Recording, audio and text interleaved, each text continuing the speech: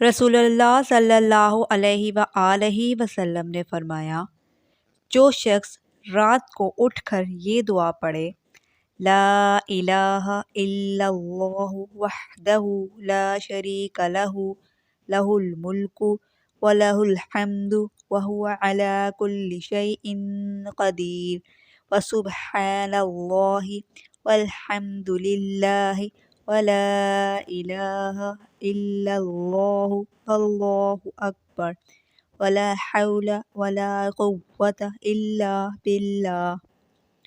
ترجمہ: اللہ کے سوا کوئی معبود برحق نہیں، وہ یکتا ہے، اس کا کوئی شریک نہیں، اسی کے لیے بادشاہت ہے اور اسی کے لیے ہر قسم کی حمد ہے، اور وہ ہر چیز پر قادر ہے۔